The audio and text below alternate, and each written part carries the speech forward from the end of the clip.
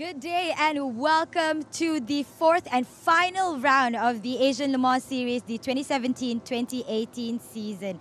Nadia Nash is greeting you from Sepang International Circuit here in Malaysia, where pole position battle is about to kick off in the qualifying sessions here today. Now, what's more exciting is, of course, that race for the championship titles, and just as exciting is when they fight for those invitations to the prestigious 24-hour of Le Mans. So we can't wait for that, of course. And what's happening here today is the qualifying sessions, which will kickstart with the LMP2 and LMP3 class, and then followed by the G3 class. So we all can't wait to see who's going to get behind the wheel, which driver will be qualifying for their team and how they're going to perform right here on this circuit. But for now, I'd like to find out what our commentators, Jeevan Selvanathan and Graham Goodwin, have to share about this beautiful state-of-the-art circuit, and of course, what's in store for us in today's session. Boys? Thanks, Nadia, for that. Yes, myself, Jeevan Selvanathan, and the editor-in-chief of dailysportscar.com and one of the voices of global endurance racing, Graham Goodwin, in the commentary box with me. Graham, fantastic commentary booth we're in, first of all, here at the Sepang International Circuit for the final round of the Asian Le Mans Series 2017-2018 season. Beautiful circuit, beautiful country, great place to finish what's been a great season for world-class endurance races. The last of those is going to happen tomorrow over 4 hours around the Sepang International Circuit, and I can't wait to get going with qualifying. They all say it doesn't matter, and then they drive like they always do. It's going to be some thrilling stuff for the LMP3, the LMP2s, the LMP3s, and the GT cars. Now, all of those classes, of course, make up this mixed class championship that we've been watching over the last few months, and there is a lot of headlines that could be made this weekend for sure, and that's why qualifying is going to be ever so important this time around, because really it's not just about the points, it's not just about the titles as well, but it's also about those 4 spots to the 24-hour of Le Mans, the biggest race in the world. Remember, extra point as well for finishing on pole position, and with LMP3 separated by just a single point, that's never been more critical. Fantastic stuff. Yep, that's right. In fact, if you do check the standings, then of course we do have a lot of headlines coming through, and all of the drivers, of course, we've got new drivers, we've got Malaysian drivers in there as well. And talking of Malaysian drivers, let's talk about the Malaysian team. The Viper Nisa Racing team is going to be hoping for a good showing this weekend, and Nadia is down in the pits with Douglas Koo, the owner of that team. Let's hear what Douglas has to say. Yes, we have Douglas Koo with us, Viper Nisa Racing Team. We know you're a Malaysian team. You're a Malaysian yourself. So we're in Sepang. How does that make you feel? Oh, it's excellent to be doing the last race of the Asian Le Mans Series in Sepang, in our own home circuit. So obviously Dominic and I have done quite a fair bit of racing here, so we kind of know it well. But yeah, it's good to be back home. Good to be back home, right? And you guys are not doing that bad after a third in your class. So what's the strategy from here on out? Final round? Race as fast as we can. Stay out of trouble. Yeah, it's going to be a long race, 4 hours. Anything can happen. I just want to keep it clean. Hopefully we won't have any mechanical issues like we did in Buriram. And then, we'll just see what happens after 4 hours. So just another question is that 2 of your drivers, you yourself and Dominic, are Malaysian, used to this heat. Do you think that's an advantage? I think it's a minor advantage, but if tomorrow is like this, it's going to be tough for all drivers. Right. Well, we'll find out what happens tomorrow, and good luck in the qualifying sessions. It's back to Jeevan and Graham. Thanks for that, Nadia. Great words from Douglas Koo, and look at the skies. It's a fantastic weather up in Sepang now. He's hoping to race as fast as possible around this track. Pretty nice, clear aim there, Graham. I think they're up for it. They finished on the podium last time we were here with the Asian Le Mans Sprint Cup in their old car. This is a new car to the team. They're learning all about that.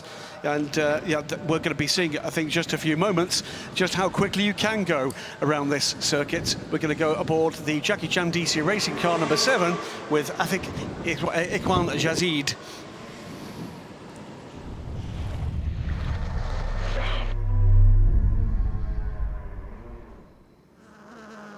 Hi, I'm Afiq Azid. Here we are at the Sepang circuit, one of my favorite circuit in Asia. So here we are on the longest straight in the track. through approaching the turn 1. It's a very hard brake corner. It's the place for you to overtake. It's very easy to overtake, but it's very easy to lock up the front tire. So the driver needs to be very careful. For the turn 2, we need to keep very smooth towards the turn 1 to turn 2. You can see the car at front made a slightly mistake on the exit. It's very easy to spin out on the exit. So flat throughout turn 3, and then again hard brake on the turn 4. Keep it very smooth, second gear corner, and then very smooth on the exit. Turn 5 and 6 is one of the hardest corner in this track. It's a very high downforce corner. The most important thing is you need to sacrifice the turn 5 for the turn 6 and 7 and 8. So you need to be very smooth again here. And then throughout the turn 7, it's a hard brake, short brake corner, and then off the gas, and then roll the car, and then we need to keep very smooth on towards the exit. This turn 9, the braking pattern is the same like the turn 1. It's very hard brake corner. Keep it smooth on the entry, and then be gentle on the power throughout turn 10, and then turn 11 is the same pattern at like turn 7. It's very short, sharp brake corner, so you just need to keep it very smooth. Turn 12 is flat corner. It's very easy corner for this car, and then turn 14 again need to be very smooth on the braking. It's very easy to lock up the front tire. You can see on my steering angle is I had understeering, so it's you need to keep it very smooth on the entry. So on the back straight, approaching the last corner, 258 km/h, hard brake again like turn 1, off camber corner. Try to avoid the inside apex to get a better exit towards the end. So I hope you guys enjoy the hot lap with me in one of my favorite circuits, Sepang. Well, that was a fantastic view from Onboard, the Orica 05 Nissan, driven by Afiq Ikhwan Yazid. And as we saw just there was actually a spin out on that track as well. As we just look at the temperature, 32 degrees, pretty much classic Malaysian weather, 18 kilometers an hour wind, and the humidity up at 73%. A lot of people, Graham, thought that it was going to be rainy, but look, it's absolutely clear. Yeah, just 30 degrees warmer than it is at home in London at the moment. And great shots of the circuit with those blue skies. So the Sepang International Circuit, length 5.54 kilometers, turns 15, set up into 3 sectors. What is it for you, Graham? Well, it's tricky turn 1. We saw that in the in-car. It opens up after a twisty turn 2 and 3, fires out into more open turn 4, onto more flowing second sector. Lots of speed, loads of overtaking potential here. After turn 14, final sector is that really familiar twin drag strip straights either side of the main grandstand to complete a lap. It's an excellent, epic, iconic circuit. It really is fantastic. It is actually split into 2 circuits as well. We'll get into that a little bit more later on. Right now, we are going down to the pits where Nadia has Mark Goddard, the team principal from the Eurasia Motorsport team. Let's hear from Mark. Mark Goddard with us, team manager of Eurasia team. We've been missing you from the last round. Nice to see that you're back with us. So how's the team feeling? Oh, obviously great to be back. It was very strange to be watching the race in Buriram from home. And we got a good lineup as well with our drivers. So we're quietly confident that we can get a good result this time. Very exciting. That's good to know. Yeah, speaking of your lineup, you've got Nabil Jeffrey, then you've got Aubrey, and of course Marco Asma. And Nabil is actually Malaysian, homegrown. So was that on purpose or how? Yes, he's supported by Sepang Circuit, and it's the home race. Nabil was in Formula 2 last year, and he's really proving already in practice how good a driver is, very fast. That's good to know. So all the best to the team. And qualifying sessions here today, Nabil is actually qualifying, right? Yes, he is. Home track, he has to qualify. Right, good to know. So good to hear from you and nice to see you back with us. So there you go. That was Mark Goddard. Back to you guys. Thanks for that, Nadia. Great words there from Mark Goddard. Now, Graham, of course, he was saying that Nabil Jeffrey, who's one of his new drivers for Eurasia Motorsport, of course, one of 7 Malaysian drivers that are making an appearance this weekend. That's why it's such a huge weekend for Malaysian motorsport. Nabil is very fast indeed. No surprise to see him coming up in qualifying. None whatsoever, and I think the 33 Eurasia car are going to be a threat here. We have got championships up for grabs, but there's plenty of teams that may not be in the fight for the championship are going to want to walk away with the silverware. Yeah. They're going to want that race win to fire them up for the remainder of the year and into next season. We'll have more to tell you about next season and the calendar that's been announced just a little while ago. But yeah, Eurasia very much amongst those who are going to be hungry for success here at Sepang International Circuit. One of the 15 cars going to be taking part in these 4 classes, 6 in LMP2, 5 in LMP3, 3 in the GT class, and of course Team NZ are going to be running out in what will be the final race for that very famous Porsche. Yeah, that's Porsche. That was Earl Bamber, now of course a Porsche factory driver. His championship-winning car in Carrera Cup Asia went to Team NZ. With his brother, Will Bamber, forming a part of what had been until yesterday an all-New Zealand squad for the first time, but they've been joined by yet another Malaysian driver. That's right. Let's just going through those. Alif Hamdan has made is the extra driver on that Team NZ. He's actually made a lot of inroads in Malaysia, a bit of a local hero for some of the national series that are actually run it at Sepang. But of course, there's Alif. There is Nabil Jeffrey. There's that trio of winning Malaysian drivers, Jasmine Jafar, Wirantan, and Afiq Ikhwan that we just saw in the Orica as well. They're expected to do very well. They are indeed. Prototype cars are coming out onto the pit apron in expectation of Eduardo Freitas, the race director, getting this session underway in just over 2.5 minutes' time. We can see already queue of cars ready at pit out, ready to go when those lights go green. The number 11 car there, the GH Motorsport Taiwan beer-backed car. The 18 car is the championship leader, but by that single point in LMP3, Josh Burden will be the man to take that one around. He's been pretty dominant in qualifying trim in LMP3 this year. Excellent stuff from Josh, who's had a season already in the Chinese-based FRD LMP3 series. So let's wait and see what he can do again here at Sepang. Well, there is so much to talk about this weekend as well. There are so many different angles that we'll be getting to, of course, not just during this qualifying session, which will happen, of course, as it does, 15 minutes for LMP2 and LMP3, and then another 15 minutes for the GT class as well. But tomorrow, during the 4 hours of Sepang, we'll be going into some of these other angles that have come through, and it really is a very, very special race indeed. Now, the one thing I've been watching as I've been walking around the track with you, Graham, over the last couple of days is I've seen a lot of wet weather Michelin tyres, and look, as you can see, they're not going to be using them for qualifying. Well, it doesn't look that way, does it? And I think what you're going to find, because we know of the weather conditions like nothing else we see in the season for the Asia Le Mans series. But then again, with the wind up, it's going to be set.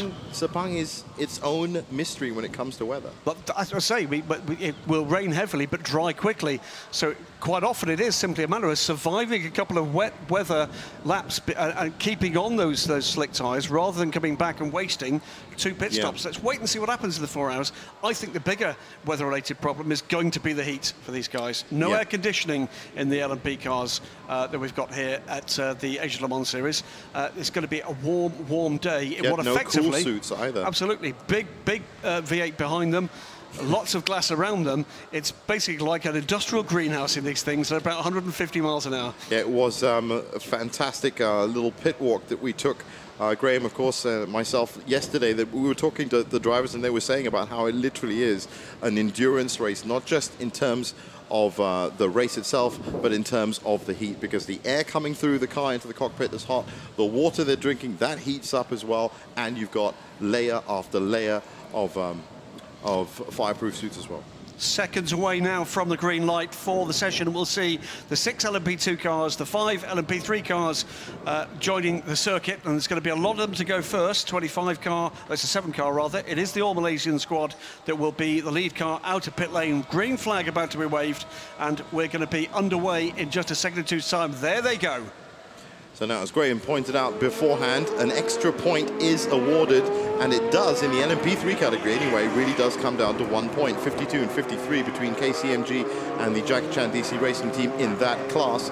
Now, with 25 points, of course, for the win, there is a mathematical chance that in the other groups as well, there could be some big changes. BBT have done enough. Team BBT have done enough in the LMP2 class. That's their orange car, orange and yellow car that we see right now out on track. to actually do this. If by some amazing chance the Jackie Chan DC Racing team do not finish and BBT win. Which is exactly what happened last year. They came into this race last year, leading the championship convincingly by corner 2 of that race. They were out of it. Yeah, and it was Algarve Pro Racing. We saw Algarve Pro Racing come home with that title. It is endurance racing. Because you've got other factors that don't come into play in very many other races, shorter races, almost literally anything, including a meteor strike, can happen. I was waiting for the first of those. Well, we have a fantastic commentary booth up here, right above the pit lane, so we'll be able to give you all the action as the cars come in. This is going to be a critical qualifying session. We can tell you now who's in these cars as they leave the pit lane to join the session. In the number 4 ARC Bratislava car, it will be Konstantin Skalko. The number 1 Win Motorsport car, Richard Bradley, Le Mans winner, of course, at LMP2 a couple of years back. Gabriel Aubry will be in the number 6 Jackie Chan DC Racing LMP3 car. The 7 car, the All-Malaysian crew, Jasmine Jafar, will be at the wheel of the number 7. And Stefan Riquelme is going to be the first driver out in the number 8 Jackie Chan DC Racing LMP2. Sean Tong in the Taiwan Beer GH Motorsport LMP3. He's out on track. Josh Burton, who we all know is very fast in the KCMG, he's out in the number 18 car. And for Algarve Pro Racing, it's John Graham. And John Graham, well, it's Nabil Jeffrey in the Eurasia car, the 33. We're hearing about Nabil just a little while ago. Team BBT, they've been in contention for pole all season. The 37 car in the hands of Pipa Durrani, and the all-Malaysian team with the British driver joining them again. Nigel Moore is aboard the number 65 car. That completes the 11 cars that will be out there for qualifying. 1 Malaysian team and 2 Malaysian drivers for people trackside to cheer for.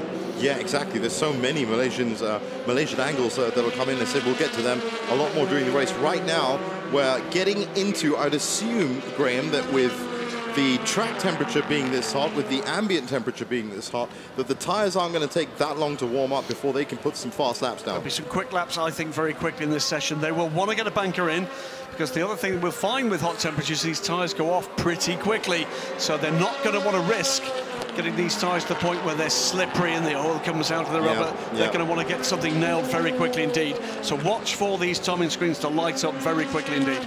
Well, just as a benchmark, and you can't really use it as a benchmark here as it was set by an F1 car, the fastest lap at the Sepang International Circuit is a 1:34.080. That was Sebastian Vettel in, well, it was last year actually, 2017. But this morning in free practice, it was Pipo Durrani, I know who's one of your picks, definitely to pick up pole, with a 1:55.070. And that was followed, believe it or not, by Eurasia Motorsport. Nabil Jeffrey came in with a 1:55.113. Well, let's wait and see. With the cars now going out onto their quick qualifying laps. And it is, at the moment, Nabil Jeffrey is quickest through the long first sector. Takes you around to the more flowing part before that double drag strip to finish the lap. So Nabil is out there doing very well indeed in these early tussles. Well, Nabil has actually had he's another driver that's very well known to Malaysian motorsport fans. Obviously, the trio from Jackie Chan DC Racing have created massive headlines since their sensational win in Buriram. But Nabil actually made his debut just last year in 2017. 22 starts, but he's also raced in Formula 3, Formula 2, GP2. He's also been the youngest ever Formula 1 test driver as well. Absolutely right. First at the top of the timing screens was Jasmine Jafar. We're not going to see the best of Pipa Durrani quite yet. He was still weaving to warm the tyres, but moving to the top of timing and scoring, it's the number 8 car of Jackie Chan DC Racing, Stefan Riquelme. We're going second, though. That's a 1:59.805, by the way, from Stefan Riquelme. But Nigel Moore in the Viper Nisa Racing team, the locally based team, in the LMP3 car, goes second fastest, 2 minutes, .353. Just over half a second back. That's a mighty lap to open the score for Viper Nisa Racing. We've got 10 minutes to go, and it's this lap. The next 2 minutes, I think, are going to be critical to this qualifying session. Now, as we have said before in qualifying sessions, with such a small window of 15 minutes, and with all the factors that come in about warming up tyres, and of course getting used to the track itself after all the free practice, because this is now competitive, it means you can generally get about 3 or 4 really fast laps. Now, we've seen Pipo Durrani pretty much put out those 3 or 4 laps very fast. We're expecting him to come in at the end of the session, but yes, fantastic start. We just heard from Douglas Koo from Viper Nisa Racing. He's going to have a big smile on his face. Yep, up into second in LMP3. Briefly came the Taiwan Beer GH Motorsport car. They're going to lose that lap, though, for Sean Tong for abuse of track limits at the exit of turn 8. Replacing him second in LMP3 comes Richard Bradley in the #1 Wins Motorsport. It is a red flag, and I think we've lost the ARC Bratislava car out somewhere on track. Well, that is, and there it is, in fact. And that looks, thankfully, like it hasn't hit anything. It looks like it's come to a stop. He's ground to a halt. That's been underway for some little time. I've been watching the timing screen that shows it's overdue. 7-car bells on that lap. So now in a situation like this, Graham, you've got a red flag out. You're about halfway through the session. And the clock has stopped, you'll notice. The clock has stopped with 9 minutes and 17 seconds to go. So several of these cars will have been on laps that they would have improved on. And we've got just 8 of the 11 cars have actually set a time at all. Not all of those competitive times at the moment. Yeah. As the cars come streaming into the pits, the #4 car will require a tow by the look of things. But it's Jackie Chan DC Racing by Joe Takar. The hands of Stefan Riquelme, the 8 car, leads the session. Nigel Moore in the LMP3 car, the Malaysian-based LMP3 car, the #65 from Viper Nissan Racing, second overall with that 2 minutes .353. Funny enough, that's what I was expecting Josh Burton to be doing with the KCMG car, but you never know, that might happen. Now, this, of course, as we watch the ARC Bratislava car being towed off, as you said, a different start for them. They've had a very consistent season throughout all 3 rounds, qualifying and results as well. And now they start qualifying at Sepang at the final round with a little bit of a blip. Yep. Eduardo Freitas tells us that this session will restart on a short call. What that means is they're expecting that car to be recovered to a place of safety very quickly. So no real debris on the track then? No, I think that's just looks to be an issue of the car just grinding to a halt, and I think that happened pretty early in the lap for the #4 car. It's turn 11 it's managed to make its way to before finally grinding to a halt. But so 9 minutes 17 seconds left in this 15-minute session, but a number of quick guys still to set a time. Amongst them will not be Konstantis Kalko. That will be session done for the SC Bratislava car. Now, I just wonder, Graham, if this stopping of the session is actually going to really affect things, because did you see that grey cloud that was creeping up the home straight just now? Well, let's keep an eye on that. We've seen a lot of wind. We saw a lot of wind already. We can see it in the flags from our commentary position. And now it's looking like it might just turn suddenly. So 9 minutes 17 is where race control has stopped this session. We've got that ARC Bratislava car to be pulled back. And we've got a shot there of the Jackie Chan DC Racing team. Thomas Laurent there, Ho Pin Tung on the headphones in a management role this weekend. Comes to us straight from the Daytona 24 Hours, where he played a part in a 2-car effort. Well, it's no surprise, actually, after their fantastic season, to have the entire team here as well. So you've got Ho Pin Tung, you've got David Cheng, you've got those 3, both, I mean, the combinations of their drivers for the #7 and #8 LMP2 cars is pretty unbelievable. They're all gold and silver rated. Malaysian team, of course, come out as the recent winners, but Riquelme, Newey and Laurent, how sensational have they been? That was indeed Harrison Newey talking to Thomas Laurent. A thought too, by the way, for the Jackie Chan DC Racing crew. A number of those guys have done service at the Rolex 24 Hours at Daytona. I was there as a journalist. They were there in the searing heat and the cold of the night, servicing those 2 cars. Believe you me, I'm pretty tired. They must be on their knees, but still they've got these cars out there in massively competitive trim. Rear end view there of the #1 Win Motorsport car. That'll be released into that queue, I'm sure, when this session goes back to green. That session will go back to green. It's in just about 10 seconds time, we're hearing. Yep, we've just heard from race control that the session will resume at 17:10 local time. It is literally 5 seconds time. 5, 4, 3, 2, 1. And there goes the green flag, you see, at the end of pit lane. And again, well, it's deja vu. Away we go once again. Well, a little bit different this time because, of course, Stefan Riquelme and Nigel Moore have already set a benchmark. And the surprise there would have to be Nigel Moore, you'd have to say. But then Nigel has won this championship before. He's won this championship, won the championship last year with Top With Motorsports. That team no longer with us in the Asia Le Mans series, but it's great to have Nigel back aboard. And clearly the Viper Nissan Racing team have been impressed by his pace. What you've got to look for now is This session has not gone to plan, so these Yeah. teams are now going to have to be thinking again about how they manage these Michelin tyres for the remaining now 8 minutes and 30 seconds or so. So they're going to be thinking about just exactly what they want to squeeze out of the tyres they've got in the car at the moment. The number 8 back out there in the hands of Stefan Riquelme. Pipo Derani looking a bit racy now, and I think you might find Pipo looking to tuck in behind and see if he can grab a toe here for the number 8, if that's to his advantage. So these two cars at speed, the advantage could be with the man behind. Well, remember that Pipo Derani is the only other LMP2 driver that has actually scored a pole in the season so far. Jackie Chan picked up pole in Zhuhai, they picked up pole in Buriram, but it was an amazing qualifying session that went down to the last second in Fuji that left BBT up front. Indeed, Pipo led the race in Daytona. In his car that races in America. He's just lifted off there, I think, giving himself a little bit more space at this run, and now he is back up to speed. Unfortunately, his car... When we say at speed with Pipo Derani, we mean it speed. Redefines our level of understanding of the word speed. This is no traffic light Grand Prix, this is international motorsports, endurance racing at the highest level in Asia here. That's inside the garage for the Viper Nisa Racing team. Dominic Ang there.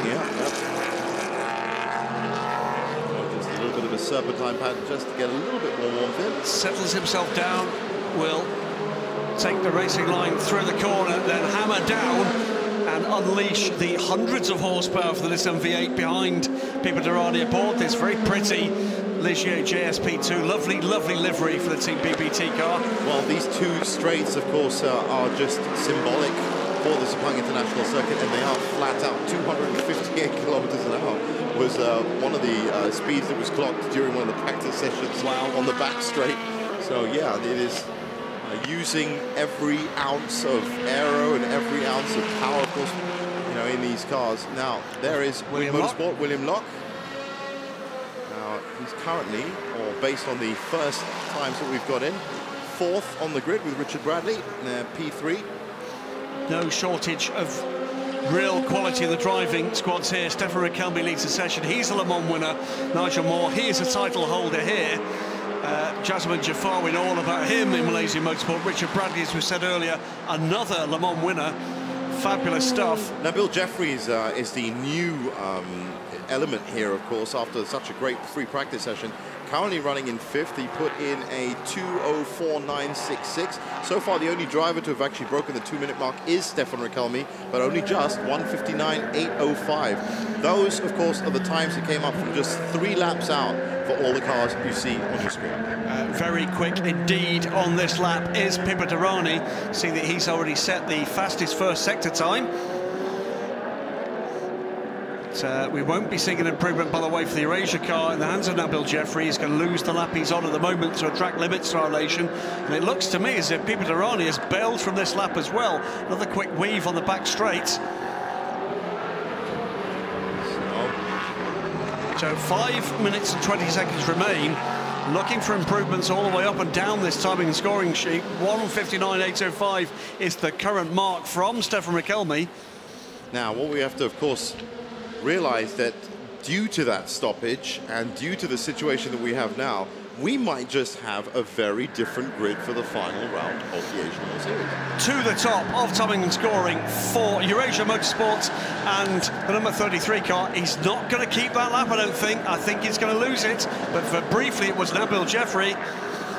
So Stefan Riquelme loses a time up to, at the moment, 3rd in the order, but I think that might end up as being 2nd. Jasmine Jafar in the number 7 car. He's also under the 2-minute mark. In fact, 1:56.878. Times are tumbling 2-3 seconds better than we saw before that red flag.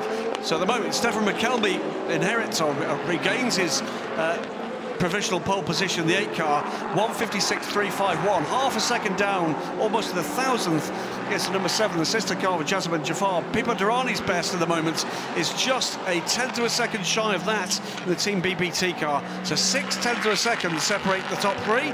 Then comes the new provisional pole setter in LMP3. That is Josh Bird. We expected him to be quick in the 18 KCMG car. 1:58.713 is very, very fast indeed.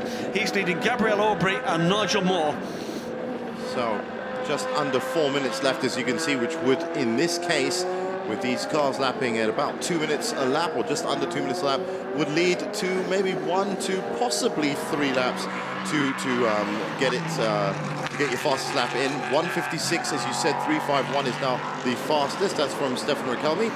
The top 3 cars on timing and scoring are in line astern, coming onto the start-finish line right now. Car 18, by the way, is going to lose a lap. That's the fastest car in LMP3. On that note, how unlucky it was for Nabil Jeffrey to have that lap deleted, because of course that would have put him up top, but he's now in 10th. It's the rules, and he knows those rules. It's now Stefan Riquelme. Pipo Derani goes to the top, 1:55.881. He's immediately bettered, though, by Nabil Jeffrey in the number 33 car. I think he's keeping this lap. It's a 1:55.572. 3/10 back now for Pipo Derani is the gap between the 2 front row sitters at this moment. Then it's the 2 Oricas from Jackie Chan DC Racing by Jota. The 8 still ahead of the 7. So it's a Malaysian driver at the provisional pole. It's a Malaysian driver at the moment in 4th position on the 2nd row. Then comes Josh Burden, though he loses his current lap for track limits once again. It's a 1:58.713 is the mark in LMP3. KCMG from Viper Nisa Racing from Jackie Chan DC Racing as Nigel Moore leapfrogs the number 6 car. Absolutely unbelievable, and it's really good news for Malaysians, and of course Nabil himself, the 24-year-old Malaysian, has indeed kept that lap, which means now he's back up there, 1:55.572. That is literally just 0.04 of a second off what he was lapping this morning in free practice, so we could possibly expect him to go even faster than that on this final lap. 2 minutes to go now in this 15-minute session. With that interruption for the red flag and the recovery of the number 4 car, what can Nabil Jeffrey do to make even further inroads against the clock now? It is against the clock as well as the opposition for Nabil Jeffrey. The Ligier JSP2, the returning 33 car of Eurasia, as Josh Burden pushing really hard in the KCMG car, drifting the car almost out of the turn there as he tried to get the power in. It's the Ligier JSP3, the LMP3 class leader in this session for Josh Burden. He's got 0.4 of a second advantage over the reigning champion driver, Nigel Moore, this year, though, in the Viper Nisa Racing team. We'll keep an eye on those times. Now, I think that Nabil Jeffrey's just pulled an absolute surprise on the likes of Pipo Derani, Stefan Riquelme and Jasmine Jafar, because that is essentially what we've been seeing in qualifying. And he improves though just by a couple of hundredths of a second. It's a 1:55.564 now, 0.317 is the gap now to the Pipo Derani pedalled BBT car. Into the pits, meanwhile, goes the number 7 car of Jackie Chan DC Racing by Jota. Jasmine Jafar feels he can do no more in this session. Well, this is going to be some big news for sure. Jackie Chan DC Racing, as we said, in the LMP2 class have picked up 2 of the 3 poles. Under 45 seconds left in the session now, and they're running 3rd and 4th. BBT Pipo Derani probably expected the Brazilian to be ahead of them in qualifying, but Eurasia Motorsport has just come out of absolutely nowhere in that car with this Nabil Jeffrey, who is really, really fast. Great looking car, and wearing its SEPANG International Circuit branding on the dorsal fin with pride, and so it should. Nabil Jeffrey at the moment looks set fair to bring this car home in pole position with 5 seconds left on the clock. Clock will run out. This will be the final chance, but he is going faster. Looks set to improve. Can the BBT car challenge for pole position here? Clock has run down, but this looks to me like it's a quicker lap for Nabil Jeffrey. 1:55.564 plays 1:55.881 for the glory of pole position and that single point. But that, of course, if the 33 car takes it, out of that point, out of the title contenders' grasp. Now, this is a great, great performance from Nabil, because he did have a couple of laps deleted for track abuse, but he corrected his line, managed to get it online, and now he is literally ruling the roost. Does he improve? 1:55.564. And the answer is he does. Another 10th, 0.457 the gap. What, if any, answer does Pipo Derani have for that? And the answer is, I don't think he does. Well, Mark Goddard, of course, said that Nabil had to get in the car. It was Malaysian. It was the Malaysian location for the final round as well. And look at what's happened. Well, That is it. 33 does take pole position. KCMG have crossed the line, but Nigel Moore is still out there. He still has time to respond. He's got, though, with an improved time from Josh Burden last time around, a 1:58.552. It's a big mountain to climb, and he doesn't. And now what we're going to see, he doesn't manage it. He doesn't manage it. KCMG have come home with that pole position with just the Taiwan Beer Jakes Motorsport car in contention for this to cross the line. They're not going to make it either. Richard Bradley, though, is on a quick lap. Can Richard do anything about this? It's a 2:01.089 is his best. It's about a second and a half, almost 2 seconds back from the pole position. Here comes the #1 car. Win Motorsport do not make an impact. It's a much quicker time from Richard Bradley, but it's not going to make a difference in terms of the overall order. Eurasia Motorsport, this car we've got on screen at the moment, is the pole position setter. It is in the hands of Nabil Jeffrey, the Malaysian driver. Well, what a headline that is, Graham, for the Sepang 4 hours, for the 4 hours of Sepang, to have a Malaysian driver on pole. But of course, what this means is this is an entirely different situation for Jackie Chan DC Racing. They're not used to being on row 2 of the grid. Absolutely not. So we've got a Malaysian crewed car on the pole position. We've got a Malaysian crewed car on row 2, and we've got a Malaysian crewed car also in the top 2 in the LMP3 class. Yeah. So that's going to, I think, only encourage even more people to be streaming through the turnstiles tomorrow for the 4 hours of Sepang. That's a very, very happy Mark Goddard with his BRDC, the British Racing Drivers Club cap, proudly atop his head. I think he's been sitting on the edge of whatever seat he was sitting on there for the last 15 minutes. It's not been an easy couple of weeks for Mark Goddard and the team. They hated missing Buriram, hated it, and delighted to see them back. And not only delighted to see them back, but back with a bang. With a bang, with a properly competitive effort. Now, as we're just watching that Eurasia, we can see from our commentary box up here, just watching that number 33 car pull in, and it is going to be happy days in the Eurasia Motorsport team. Now, of course, they are going to possibly, do you think this was an expected pole for them?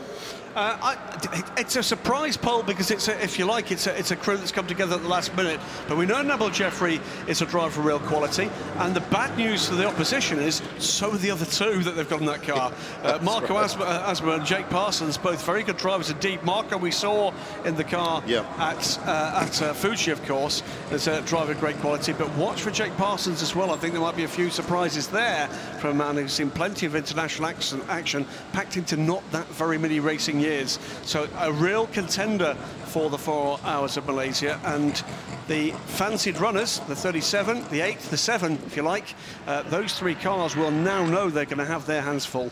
Well, it only seems right that the final round of the Asian Le Mans Series 2017-2018 season should see each of these teams pushing their limits. And the only thing that could really push Jackie Chan was being on that second row. Whoever was in front of them, I think possibly they would have expected a bit of a challenge from BBT and Pippo Durrani anyway. He's been very fast. He took that pole from them in Fuji, but now they have 2 cars to get past. Look at it like this. It's like one of those, I don't know, schoolyard brawls, if you like, between 3 kind of scrappy kids, the 8, the 7, the 33, and all of a sudden some big kid from 2 years up in the case of the 33 has come in and he's given them really the winning blow here. Let's wait and see whether or not that can happen again when we get to the proper action, because you know what, that was good. It gets even better tomorrow when these guys will race over 4 hours. And just a quick word before we move off. Of course, GT qualifying will be happening in a while, but just a quick word for ARC Bratislava.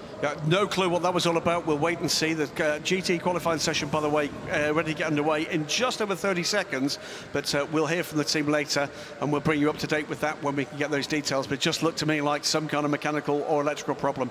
Yeah.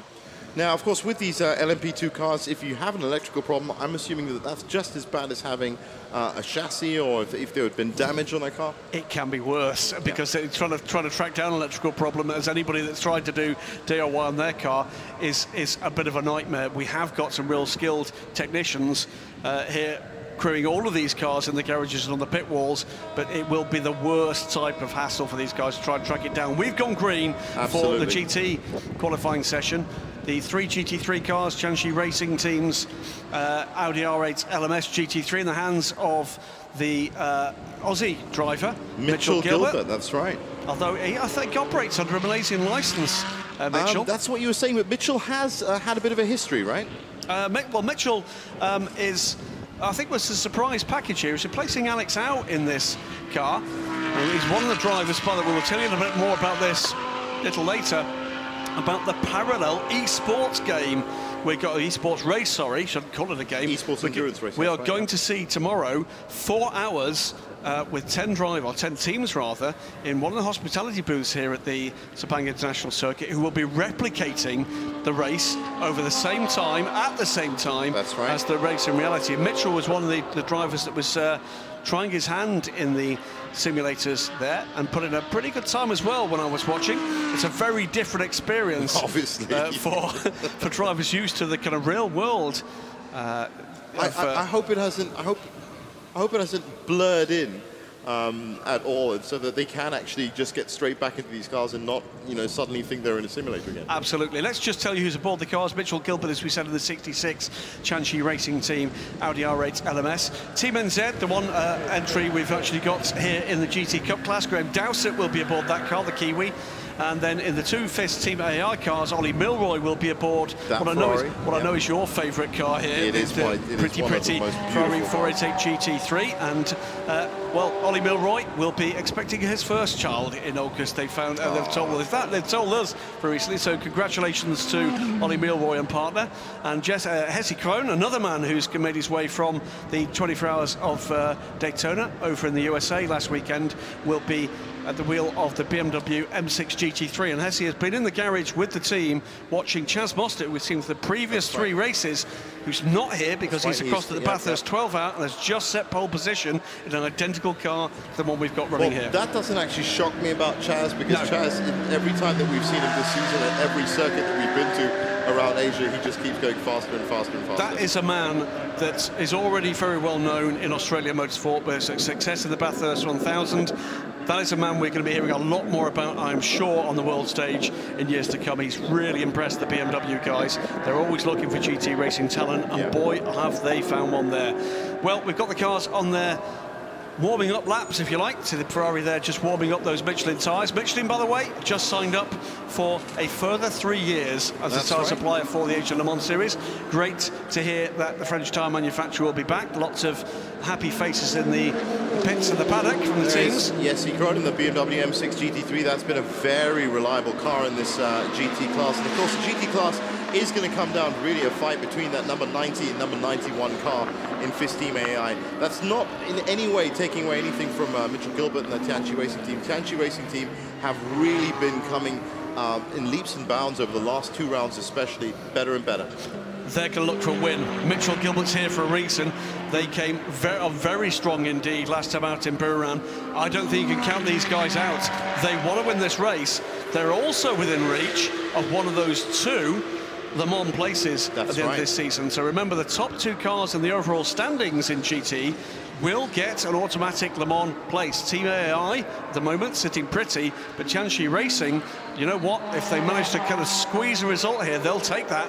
And let's at the end of the day, again, remember, ACO rules mean it's not good enough to be 3rd and not finish. You've got to cross the line. So they're going to be looking to boss this race. I expect them to go out like a cat on a hot tin roof of the start of the race tomorrow.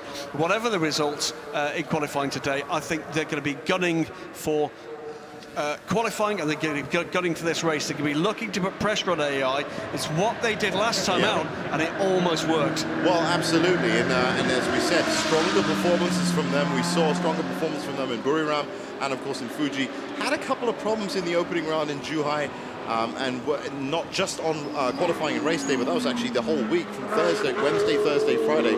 We saw them trying their hardest, but there are a lot of steering problems. But at that, as you say, that Audi looking like it's handled well, and in the arms, or in the hands, I should say, of a very experienced driver as well. Racing for, we will say it again, for Malaysia. That is where Mitchell Gilbert has been registered. So this could be an amazing qualifying session in terms of headlines for Malaysian drivers. It could indeed. And Mitchell Gilbert has already put in the first flying lap. It's a 2:04.271. Let's wait and see whether or not that proves to be ultimately competitive.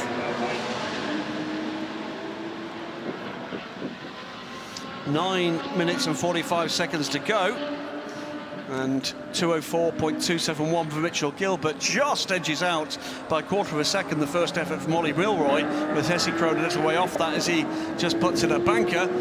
We still have 9.5 minutes to go, so you see the shapely and unmistakable rear end of Team NZ's Porsche 997 Cup. This car in its final international race here, after a glittering career. Every time you say that, my heart pops a little bit now. Every time I see that Porsche, not only is it a classic shape for a car, but this car has history, this car has won championships, and this car will be remembered in motorsports logs for a long time. Absolutely.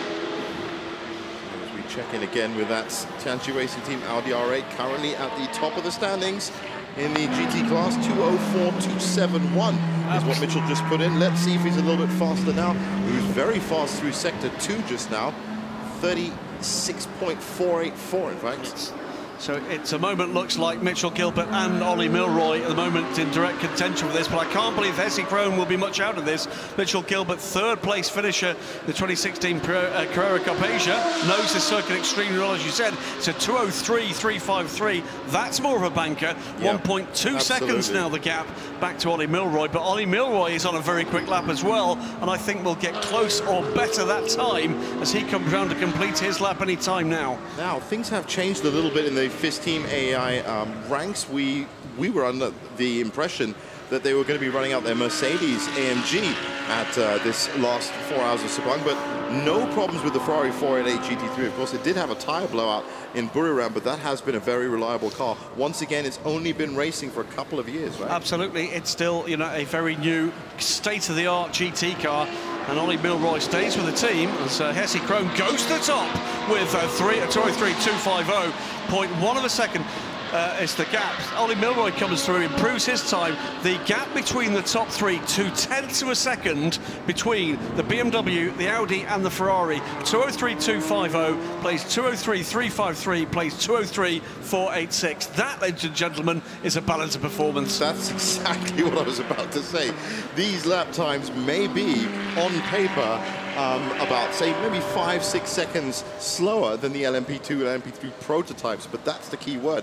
They are prototypes. These are road cars, and these road cars currently are absolutely having a battle royale at the Sepang International Circuit during qualifying, with 7 minutes left in the session. The good news for the Team AI team is that they now have a car at the top of the standings. The bad news is putting in a purple, fastest sector of the race. That time around was Mitchell Gilbert. That, though, is bettered by Hesse Krohn. This is going to be a real, well, storming qualifying session. Forget for the moment in terms of the overall, of course, the GT Cup Porsche. They're just making sure they're going to be on that grid and racing against the clock. That's what they're going to be here for. This is about qualifying. And at the moment, the pace, the car at pace at the moment out there was the Audi. It's been bettered on sector 1 by some distance by Hesse Krohn. Hesse Krohn, I think, is going to put a hammering lap here. The Tianchi Racing crew, in fact, come through the bail pit out lane. of that lap. Now, are they going to put new tyres on that car and go for a final run? 203.250 for Hesse Krohn. He's got Ollie Milroy not that far behind him on track. There they are on the back straight together, coming back round the rear of the main grandstands here towards the start-finish line. I think Hesse Krohn is going to put in a much improved time here, and I think we're going to see a 202 from Hesse this time round. This is a different strategy for from Hesse and the BMW M6 GT3, because of course in the last qualifying that we saw in Buriram, they left it very late. They came out right at the end of the session, but now he's just building and building and building. 202.601. That's a big improvement from Hesse Krohn. 202.601 as the Tianchi Racing car gets underway. We just saw in the background of that shot as Ollie Milroy did not improve that time. The Audi put on new rubber, and they've sent out Mitchell Gilbert for another crack at this. He's got 3/4 of a second to make up if he's going to challenge for pole. There's 5 minutes and 20 seconds to go. He's got time probably here for another couple of cracks at this if he can put in a quick outlap. But Hesse Krohn 3/4 of a second up now. So what was 0.2 of a second between the top three becomes almost 0.9 of a second thanks to that 202 from the BMW driver. Factory driver for BMW, of course, Hesse Krohn. He's trusted with a variety of duties this year, including that run in the factory, the debuting factory M8 GTE. We'll see at Le Mans, in the WEC and in the IMSA series this year. He's had a fantastic season, yes, and he really has put down a benchmark and a really solid base for FIS Team AI and that number 91 car to work its magic. And I know that Chaz, as you said, Chaz Mostert has just set his pole position elsewhere in the world, but I wonder if he's just got a quick eye on this world feed live stream that we've got. I 100% guarantee that Chaz Mostert somewhere, possibly with a small beer in his hand. Yeah, Chaz, possibly. if you're watching, that was epic at Bathurst. I'm sure you're enjoying the efforts of Hesse Krohn in your team. Let's not forget your team, FIS Team AI. But Mitchell Gilbert, I think, is the man to watch now. Hesse Krohn lifted off on that lap. This is not going to be an improvement from him. It may well be an improvement, by the way, from Ollie Milroy, who is going more quickly now in the Ferrari on this lap. And with Mitchell Gilbert out there and looking, I think, to have a last gasp effort at this one, under 4 minutes to go. The Ferrari, by the way, and the BMW have changed positions on track, so ahead of the car we're looking at now is the Ferrari. We've got Ollie Milroy coming around the final turn, I think, to complete a lap. Yeah, we'll this keep should an be eye on it. 10:15 now. There is the Audi, by the way, in the background. I mean, just see No, it. the Ferrari is pitted. The Ferrari has pitted, has bailed out the session. There's not going to be time, I don't think, for them to turn that car around. I think that is done. Well, so maybe happy with a second spot, hoping they can hold on to that. So once again, just to go through those times, 202.601, 203.353, 203.466. That's the BMW, Audi, and the Ferrari. BMW goes round for another lap. This might be a quicker one from Hesse Krohn. Here comes Mitchell Gilbert, though. This is the quick lap now. We should be looking for that timing screen to see an improvement if this is going to be a real crack at pole. And why wouldn't it be? They've put new rubber on the car. They've sent Mitchell Gilbert out there. They've shown him pictures of all sorts of nasty things to just build up Really push him, really motivate his aggression him. level. And we'll watch to see what that first sector time looks like. We're looking for something around the 49-second mark for this is going to be a competitive lap time in Sector 1 from Mitchell Gilbert. Some way before they get that way, we'll see the effort from Hesse Krohn first, because he's ahead of him on this lap. And I think this will be possibly the last effort from both of these guys. They've got time to do another, should they wish to do so. Yeah, well, yes, he did. You're right. Take it very slow in Sector 1 in that previous lap. He's now back on speed again. 53 seconds in Sector 1. That's not quite there. It's not quite there yet either from the Ferrari, from the Audi, sorry. But I think maybe this is the pair of them just working their way up to a last lap battle. Last lap, yeah. The average speed there, 140. Some of the speeds that all the classes can pick up at Sepang are really pretty incredible. And it is a mouth-watering situation to think that all these cars are going to be racing for 4 hours on Sunday tomorrow, keeping up these speeds. So, looking at the best, we've still got 202, still just 1.4 seconds separating these first 3 cars. The two FIS Team AIs, as you said, it would be great for the Tianchi Racing team just to wedge their way in between both of them for the start and get onto the grid and set up a very good race in the GT class. They're going to want to just lay down a mark here, I think. It's 0.865 a second. It's under a second between the top 3, but that comes courtesy of a mighty lap from Hesse Krohn. The gap between the Audi and the Ferrari, about a tenth. The BMW pits, and it's going to be left to Mitchell Gilbert to wrap up this session with one final shot at an improvement. It's a 203.650. He's looking to challenge a 202.601. Well, and in just under a minute, we will see whether or not he's got any hope of doing that. We're looking for his time through Sector 1 to go either green or purple on the timing screen. An improvement for him or an improvement overall. Well, I think I can say now, I'm just having a look at both the FIS Team AI cars parked in the pit lane. Looks like their qualifying session is gone. There is Graham Dowsett in the GT Cup, the Porsche 997 Cup, that very famous car. Currently lapping at 2:14.665. As you said, for them, it's about completing the race. It's about making sure they make the grid and really just ticking all the boxes over the weekend. And also making sure that they've actually got a good race setup, that his car needs to be comfortable. He's staying out there, putting in the laps, and just watching it. It's a 53.256 for... Well, this car you're seeing on your screen is now the only car out on track other than that Team NZ Porsche 997, and this is the last chance, you have to say, for Mitchell Gilbert. If he's going to pip Hesse Krohn's fastest time, we're going to have to wait and see. I'm not sure he's still enough, is the honest answer.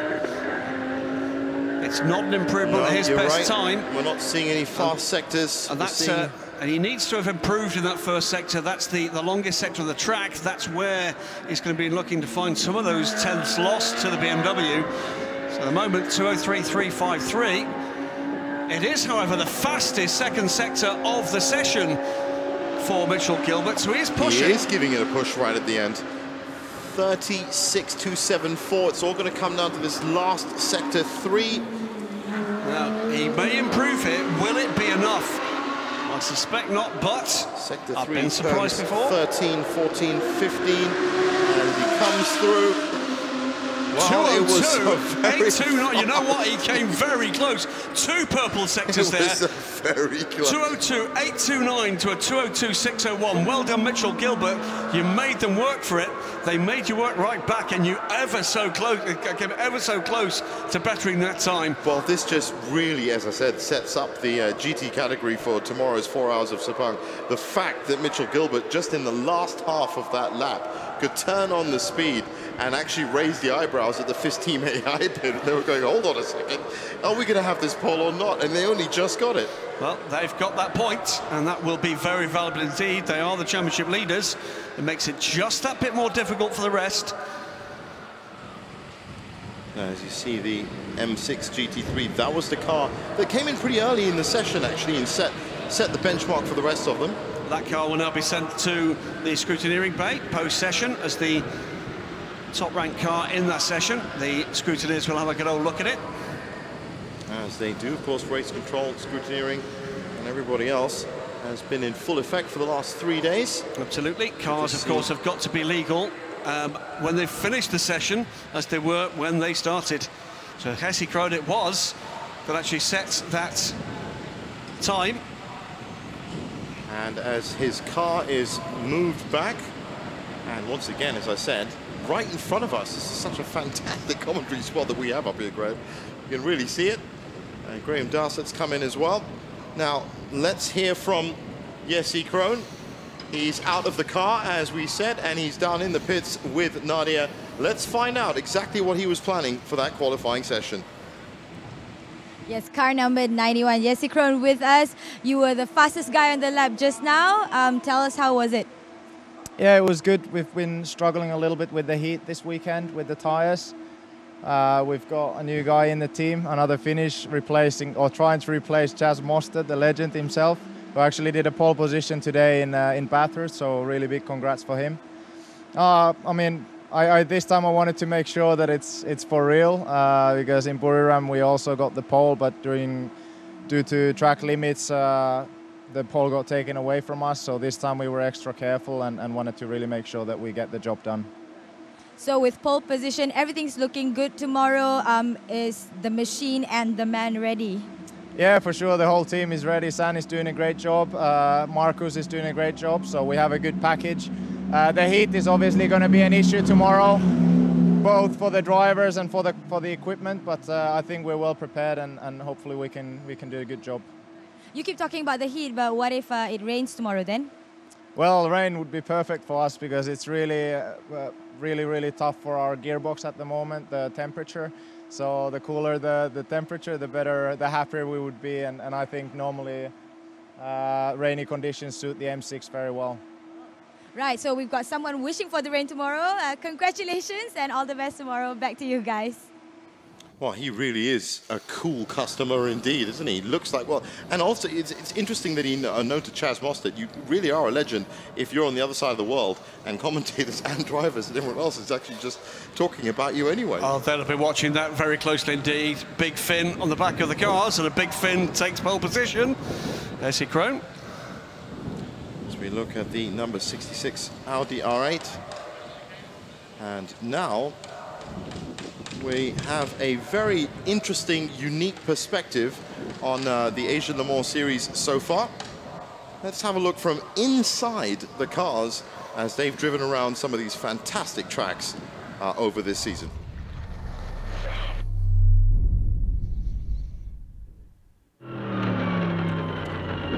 So this is one of the wonders of digital technology, and of course to have onboards in each of these classes, GT, LMP2 and LMP3, around the 4 circuits that we have been to over this year. Of course, Sepang is just in this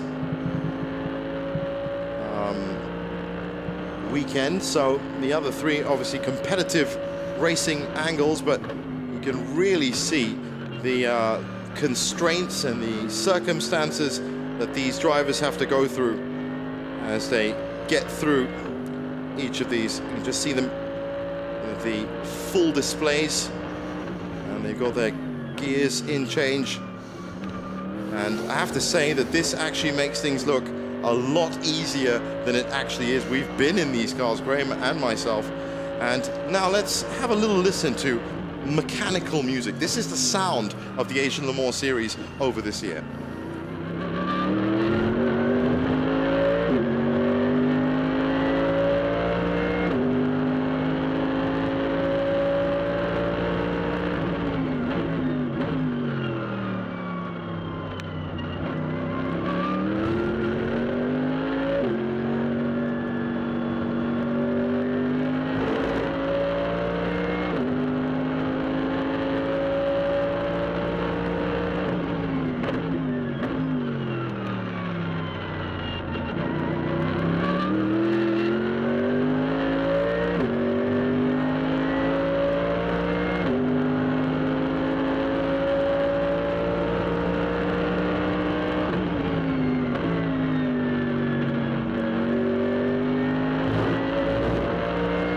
Sounds of those wonderful Nissan V8 engines from all of the classes, and that really is a unique perspective that we've seen at the Asian Le Mans Series 2017-2018 season.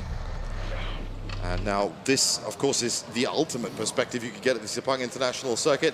And this is going to be for the final round, the 4th round. It's not there's so many things happening this weekend that I wouldn't be able to sum them up right now. You're going to have to join us again tomorrow when we do get through all of them. But there is an LMP3 Asia Festival. That's the first time that's ever happened. And, of course, as you pointed out beforehand, Graham, the esports endurance race, that's been happening as well. So, but what was really great to see for me personally in that qualifying session was all of the classes coming out in both of their sessions and not just having a victory lap at the end of the season. No. They're not just settling down on their positions at all. They were racing and they were qualifying as well.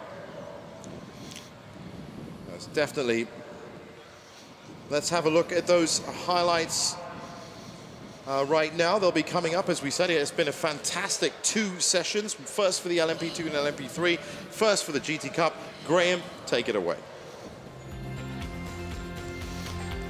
Well, the LMP cars, P2s and the P3s, were out first for qualifying. 2 15-minute sessions, of course, and 11 cars, 6 in LMP2, 5 in LMP3. We expected great things from the Jackie Chan DC Racing cars, the 8 and the 7, the all Malaysian crude cars. And indeed, they were right in the mix at the start of the 15-minute session. 65 car in the hands of Nigel Moore, the Viper Nisa race. Locally based, of course, was very much in the mix, up to 2nd position overall. We waited to see what Pipa Durrani could actually produce in the number 37 Team PPT Ligier. Josh Burden, though, was soon up to speed and leading the LMP3 class in the 18 KCMG Ligier JSP3. He's been class of the field in qualifying trim throughout the season. The number 33 car, though, the Eurasia team, making their reappearance with Nabil Jeffrey taking the qualifying duties with the Sepang International Circuit. Back 33 car was soon at the top of timing and scoring, and they led the session home as the others bailed out under the pressure from the Malaysian driver. Next up were the GT cars, the number 90 car in the hands of Ollie Milroy, the 488 GT3. Looked initially to have the pace of the field, with the BMW once again just soft pedaling a little at the start of the session. Tianxi Racing, though, in their Audi R8, the number 66 car in the hands of Warren Gilbert, another locally based driver, thought better, and they came out punched harder still, made their move to the top of timing and scoring. At one point, the 3 cars separated by 0.2 of a second. But it was Hesse Krohn, the Finnish driver, making his way from duties last weekend at Daytona to duty this weekend in Malaysia. in the 91 car that first went to top atomic and scoring, then a hammer blow to the rest of the field. Fought back to initially 3/4 of a second advantage, pitted the car, while Warren Gilbert actually came back to 2/10 back. And the 77 car, the number 77 Team NZ Porsche, in the hands of Graham Dowsett, they came home, of course, to lead home GT Cup.